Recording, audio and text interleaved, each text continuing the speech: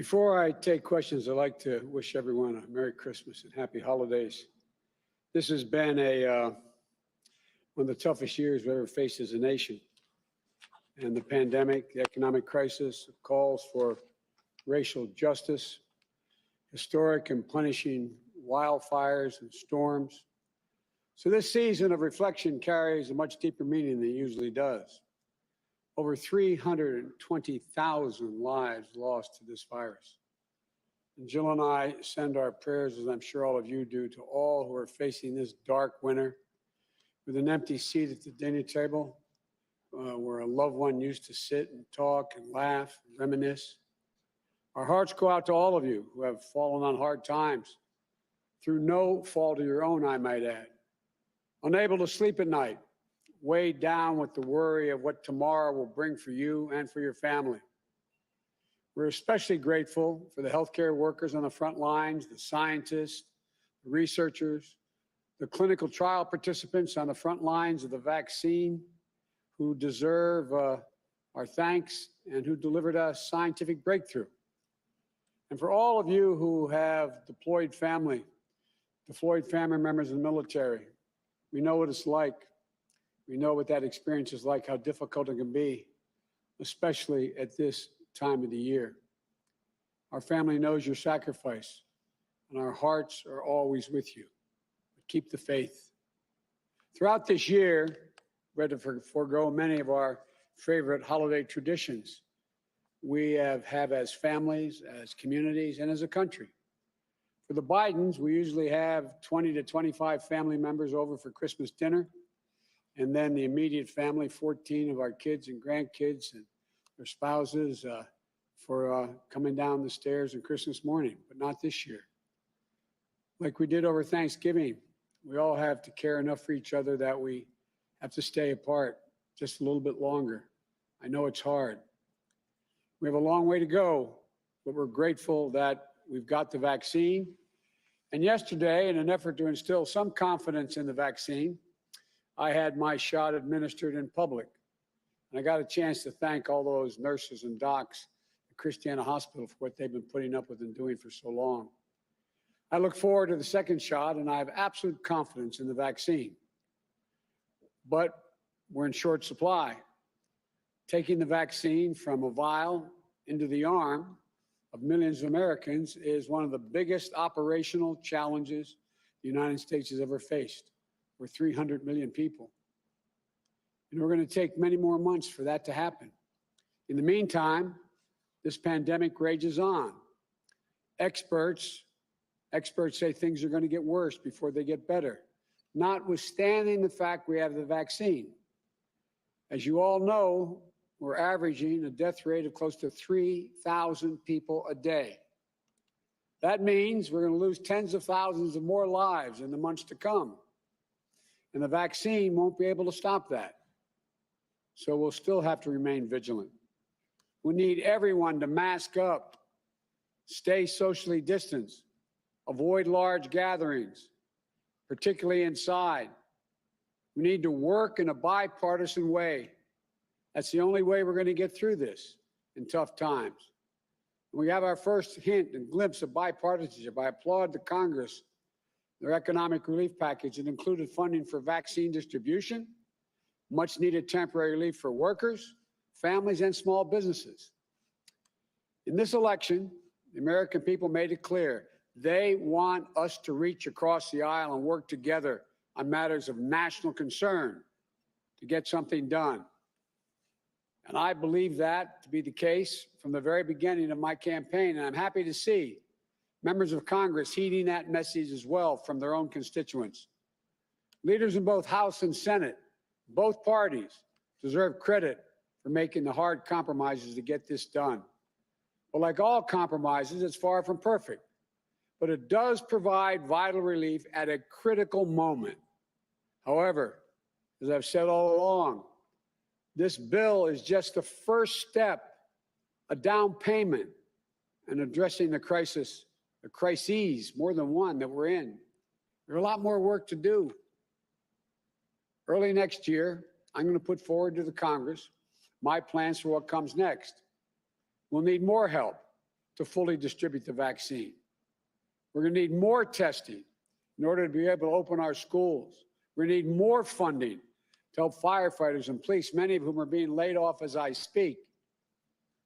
And the same with nurses, risking their lives in the front lines. The same for millions of hurting families who are unable to put food on the table, pay rent or the mortgage. Unemployment's extended for another 10 weeks. It's going to take a lot longer than that. But Congress did its job this week. And I can and I must ask them to do it again next year. But even with the changes in approach I'm going to put in place in late January, people are still going to be getting sick and dying from COVID. One thing I promise you about my leadership during this crisis, I'm going to tell it to you straight. I'm going to tell you the truth. And here's the simple truth. Our darkest days in the battle against COVID are ahead of us, not behind us. So we need to prepare ourselves to steel our spines.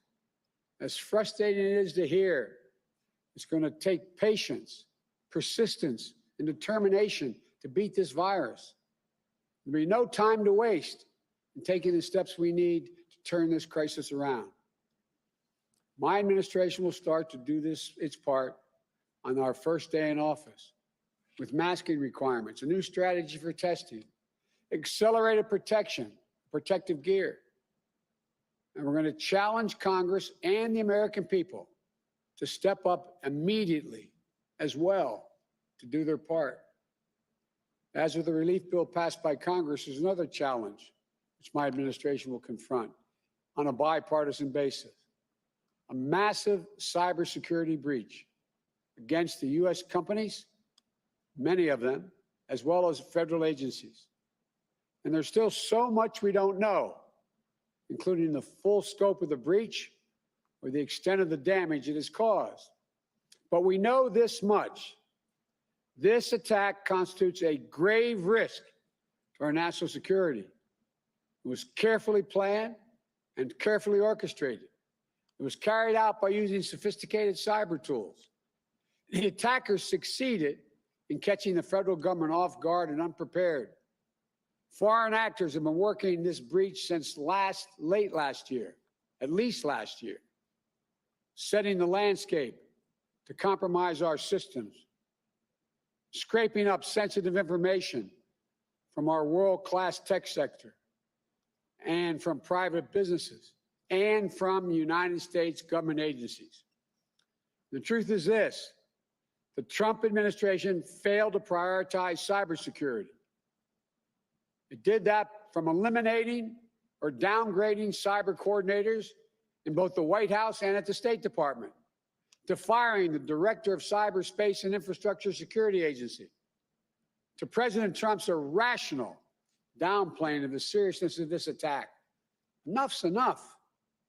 In an age when so much of our lives are conducted online, cyber attacks must be treated as a serious threat by our leadership at the highest levels. We can't let this go unanswered. That means making clear and publicly who is responsible for the attack and taking meaningful steps to hold them in account. Initial indications, including from Secretary Pompeo, Secretary of State, and Attorney General William Barr, suggest that Russia is responsible for this breach. It certainly fits Russia's long history of reckless, disruptive cyber activities. But the Trump administration needs to make an official attribution. This assault happened on Donald Trump's watch when he wasn't watching.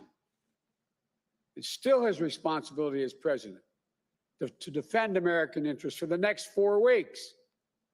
But rest assured that even if he does not take it seriously, I will. While I'm disappointed by the response of President Trump, I was pleased to see leaders in both parties in the Congress speak out loudly and clearly on this attack. Again, I want to thank prominent Republicans in the Senate, particularly for speaking out. It's a sign that with the new administration, we can confront these threats on a bipartisan basis with a united front here at home. That should be encouraging to the American people and a warning to our adversaries. In the meantime, the president's team for the next 4 weeks need to cooperate fully, which they haven't been doing, to share information that becomes available on both the impact and our response to ensure a smooth transition to protect the American people as administrations change. Over the next month, I intend to continue focusing on building my team so that the right people are in place on day one of my administration to take over this effort, to prioritize cybersecurity across the board. And I'll consult with experts to plan for the steps that my administration will take in order to secure our systems, improve our cyber defenses, and to better withstand future attacks that we know will come, and to impose cost on those who conduct them. And I fully expect bipartisan support from this based on what we've heard so far. Our adversaries are highly capable.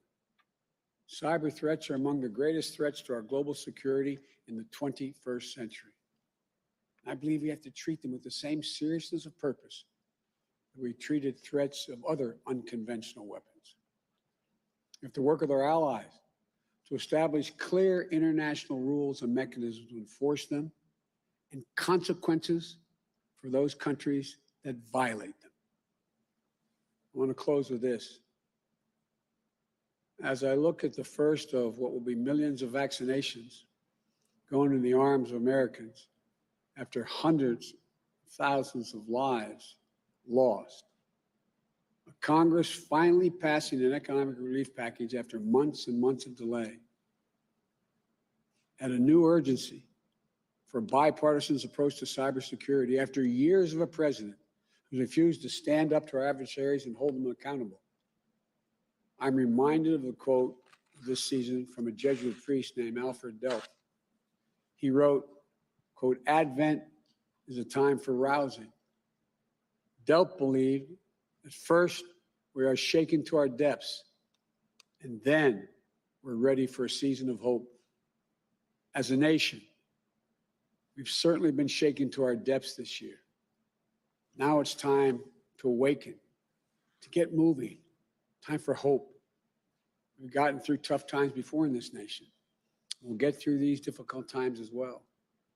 And we'll do it by coming together, by working with one another, by being, you've heard me say many times, but we are at our best, the United States of America. There are certain things that rise way above partisan differences that threaten the United States. There are national security interests that require us to cooperate. And I'm confident we'll be able to do that. After a year of pain and loss, it's time to unite, to heal, to rebuild. For all those who are suffering right now, who've had enormous loss, and lie awake at night wondering what tomorrow's bring, I'd say, well, God bless you all, and I promise you, we're going to continue to push as hard as we can to finish the job. May God bless you all. May God protect our troops. Merry Christmas and happy holidays to you all. Now I'll be happy to take some questions.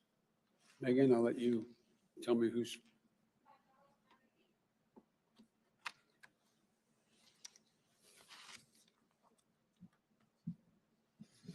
Thank you, Mr. President-elect. President Obama once referred to this emerging cyber battlefield as the Wild West. President Trump, in commenting on this most recent breach, said the situation was well under control. Given what you just said about this, that it represents a grave risk, do you believe it also represents an act of war, and will you respond in kind if so? The answer is, first of all, it is a grave risk and it continues. I see no evidence that it's under control. I've seen none. Heard of none. Defense Department won't even brief us on many things. So I know of nothing that suggests it's under control. This president hasn't even identified who's responsible yet. Number two, the question of the damage done remains to be determined. We have to look at very closely the nature of the breaches, how extensive they are, and what damage has been done. And thirdly, there's going to be a necessity, as President Obama and I and our administration talked about. We need international rules of the road on cybersecurity. We have to bring along our allies and our friends so we hold everyone accountable who breaches any of these basic fundamental rules. And lastly, I believe that when I learn the extent of the damage, and in fact who is formally responsible, they can be assured that we will respond, and probably respond in kind. There's many options which I will not discuss now. Why not lay out those kind of options publicly, though? Isn't part of the issue here deterrence and the fact that Russia felt some impunity, if it is indeed Russia, to do what they've done here? We have not done that in any other areas where we have faced international crises. We don't sit here and say that we're going to strike you with a nuclear weapon. We don't sit and we're going to say and so on. Let us determine what the extent of the damage is. And I promise you, there'll be a response. On another issue, sir, as you know, the runoff elections in Georgia could well determine whether there's a Democratic Senate in January or a Republican Senate in January. Are you waiting for the outcome of those two races to make some of the final selections for your cabinet, including the Attorney General, the most significant outstanding cabinet secretary you have to pick? No, not based on the Attorney General. It's just a matter of getting to it and through it and being able to announce them all. They'll all be announced either just before or just after. We're going to make an announcement tomorrow, and we may have another announcement between then and Christmas and New Year's. We're just working through all of the efforts to do due diligence. And lastly, has the issue of the investigation of your son come up in discussions with your team and with potential candidates about Attorney General? No, I guarantee you, I'm going to do what I said. The Attorney General of the United States of America is not the president's lawyer. I will appoint someone who I expect to enforce the law as the law is written, not guided by me. Thank you, sir.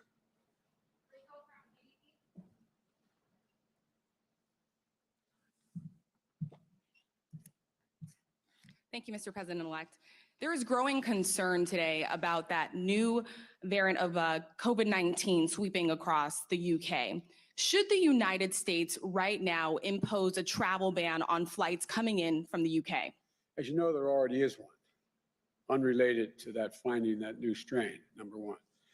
And the question is whether or not, at the very least, it only allows Americans coming home to be able to come back to the States, citizens. One of the things I'm waiting to get a response from my COVID team is whether or not we should require testing before they get on an aircraft to fly home, number one. And number two, when they get home, should they quarantine?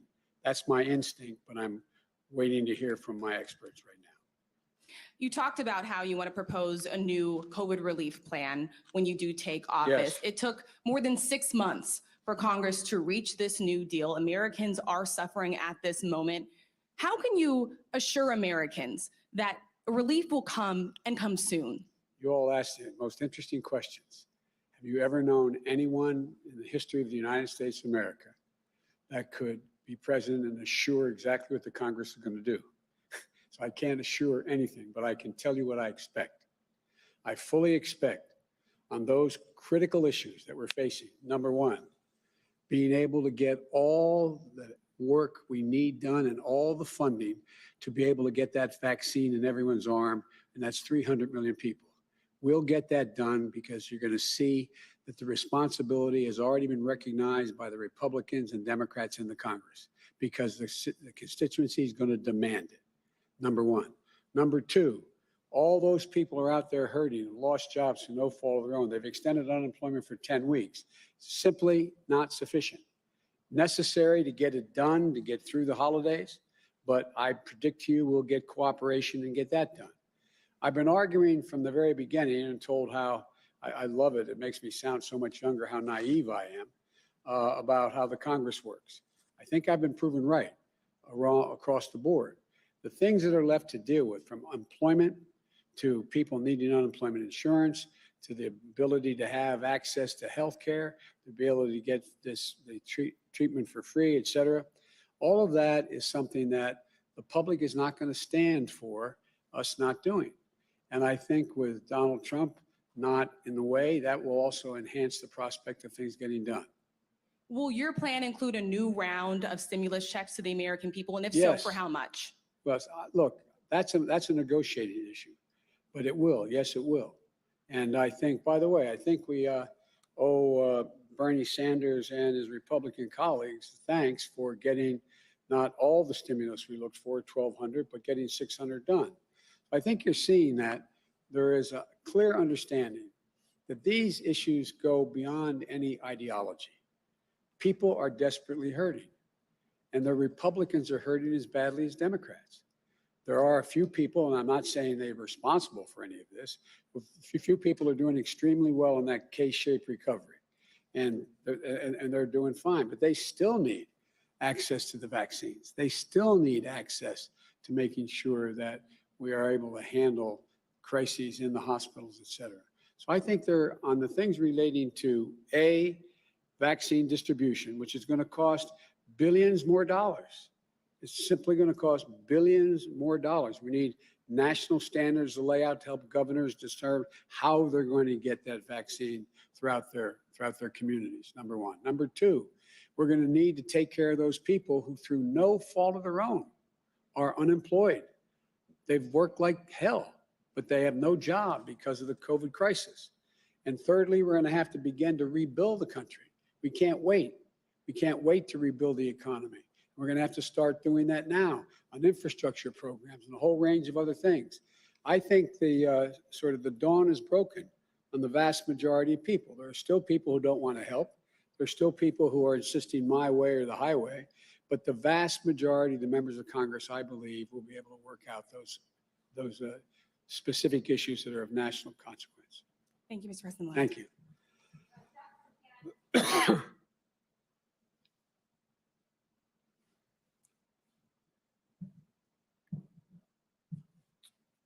Mr. President-elect, thank you. Thank you. I'm still not sure if I heard you say specifically, though, sir, what is your ask of the Congress? In just 1 month's time, what is your ask of the Congress after you have watched over these many months when people in your party as well did not necessarily act as quickly as some Americans would have liked? What is your ask, sir? My ask will be laid out there in detail, but it relates to 4 things. Number one, making sure we have all the money we need to get the vaccine to 300 million Americans at a minimum over the next year, the next calendar year. Number one. Number two, making sure that all those people who are unemployed through no fault of their own because of the COVID crisis, and small businesses and big businesses, et cetera, are shutting down, that they continue to be able to live day to day. They don't engage in food shortages. They're not in a position where they get thrown out of their homes. I would also be asking for a moratorium on being evicted from your homes for failure to pay rent. Moratoriums on relating to the issue of whether or not your mortgage are being paid. Thirdly, I think it's critically important we provide all of the PPE as well as the direct payments to small businesses and others to be able to stay open, to be able to keep their people employed. That is something that's going to increase as time moves. And lastly, we're going to need to make sure that we're in a position that we can provide for the opportunity for people to begin to go back to work and get new jobs, developing infrastructure. Given the narrow majorities in the House and Senate, you've watched many administrations come and go. Do you believe that you will have a honeymoon to get things accomplished? I don't think it's a honeymoon at all. I think it's a nightmare that everybody's going through, and they all say it's got to end. It's not a honeymoon. They're not doing me a favor. I'll ask you a rhetorical question I don't expect you to answer. And that is, do you think that Republicans who are losing their businesses, do you think Republican constituents out there who can't pay their mortgage, do you think they're not letting their Republican representatives know they got a problem? Do you think the person who just lost a family member and is worried about losing another one who happens to be a Republican, a staunch Republican, isn't telling his or her Republican senator or state representative, you've got to help, you've got to get something done? Do you think all those people who are making judgments of whether or not my child will be able to go to school and I have to stay home and I can't go to work, therefore I have no income, are all Democrats. I think there's just been a dawning here. And look, you have a different team in town. You have a different team in town. I'm not going to villainize the opposition, but I'm going to stand and say, this is what we got to do, because they know it. They know it. It's not like I'm saying what we want to do is we want to make sure that we are going to sign a new trade agreement with A, B, or C. This is life and death. That's why I believe we'll get it done. Sir, if I could ask a follow-up to the Attorney General decision. You and President Obama selected Eric Holder on December 1st. Every recent president has selected their Attorney General by this point. What is taking you so long to make this critical decision? And do you believe that this is a time in the post-Trump era where you need someone who is not steeped in politics, who may have a life's work above or beyond politics? The answer is, first of all, we've gone faster than everybody in the total cabinet. So Not President Obama and yourself, sir. the whole cabinet, The whole cabinet. whole cabinet, Well, there were a few missteps on commerce, as you remember, but I do. I'm I sure. didn't want to raise them, though. Right. But look, this is, we're looking for a team who will instill the greatest confidence in the professionals at DOJ to know once again that there is no politics. There's no politics. As you know, there's been a great debate about in every single appointment whether or not there are enough African Americans, enough Hispanics, enough Asian Pacific Americans, enough people who are new and young. So we're just working through it. It's not by design. There's not an obvious choice in my mind. Thank you, sir. Thank you. Merry Christmas. Merry Christmas. Hi, Mr. President-elect. Hey, You just spoke about your confidence that it'll be possible to get things done once President Trump has left office. excuse me, not just because he's left office, because it's all becoming obvious exactly what's at stake. Right. But even so, are you concerned about the effects long-term that his presidency and now in the transition, his refusal to concede, his challenges to the election will have on American politics, will have on the Republican Party, especially if he does take the step of filing for re-election next month, or to run in 2024? Are you concerned about him lingering around? I know I see you smiling, but I still have to ask it. And kind of a corollary to that, would you consider filing for re-election early next year to show that you're not going to be a lame duck? I'm not going to be a lame duck. Just watch me. Just watch me. I've been saying this from the very beginning. Look, let's just get the work from this point on for the next several years. There is one objective, and it's not my political future. It's bettering the circumstances for the average American. That's what it's all about. And I want to communicate to the American people what I hope they already understand about me. It's about them. It's not about me. It's not about me. Still, do you think that the climate will be different after President Trump than it was Well, we'll beforehand? see. I don't know. I mean, I'm not a fortune teller, but I can tell you that the calls I've gotten from sitting Republicans in powerful positions, they know me. They know I level with them. They know I never mislead. They know I tell them the truth. And they know I don't go out of my way to try to embarrass. And in terms of the transition, are there areas where the Trump team has not been cooperative that have not been made public? We've heard a bit about the issues at the Pentagon last week. Are there other areas that you think the public should be aware of?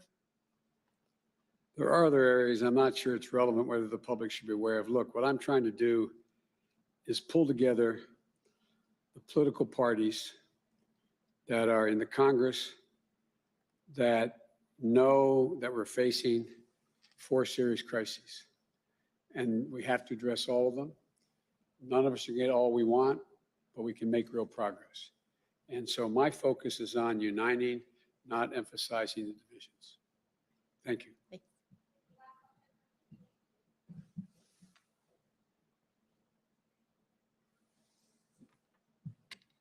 Thank you, Mr. President-elect. Russia, as you said, is suspected of carrying out this massive cyber hack. You said it happened under President Donald Trump's watch, but of course, in January 21, it will then, of course, land on your doorstep. My question is, what are the Let's get something straight. Will land on my doorstep. His failure will land on my doorstep. Yes. Okay. What are the practical implications of overseeing a government where experts say it could take years to know where the hackers went and years to remove them? How can you ensure that the systems will be safe given what experts are saying? I can't ensure, but I can demand, based on the experts both here and among our allies, what is needed to find that out. It may cost literally billions of dollars to secure our cyberspace. It may take a great deal to get it done. First and foremost, it takes people who are knowledgeable and vigilant about what is happening and how it's happening. And so I'm just going to do all that need be done, to determine A, the extent of the damage, B, the nature of how it occurred, C, what I should be doing internally in terms of my administration to protect against it in the future. And number 4, getting together with our allies to try to set up an international system of what constitutes appropriate behavior in cyberspace and get us all to get to the point where we all hold any other country liable for their breaking out of those basic rules. And just to be clear at the top of that, did you say you couldn't ensure that the systems would be safe when you came into office then? Of course I can't. I don't know what the state of them is. They're clearly not safe right now.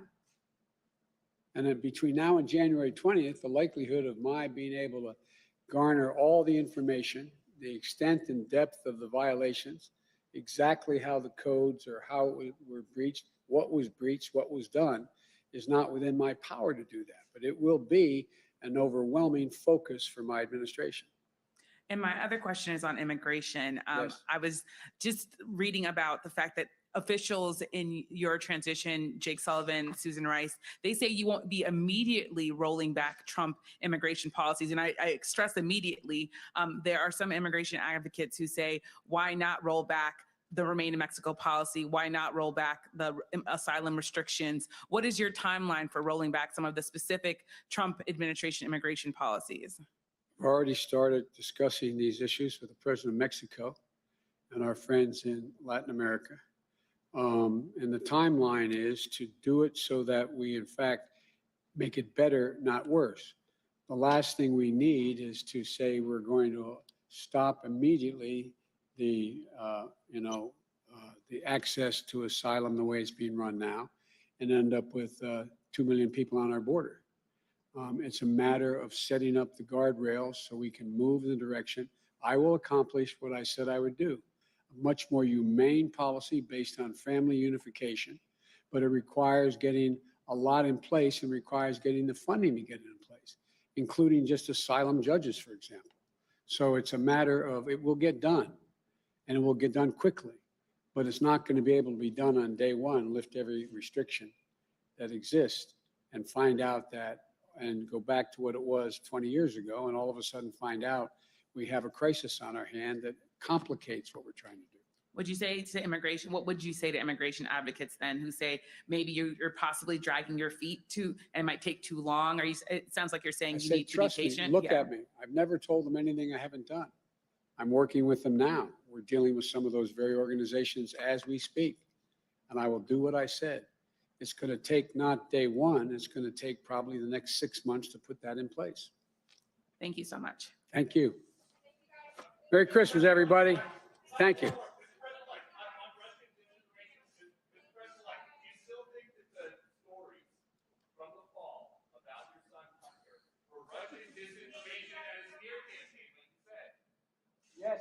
Yes. God love you, man. You're a one-horse pony. I tell you. Thank you. I promise you, my Justice Department will be totally on its own, making its judgments about how they should proceed. Thank you.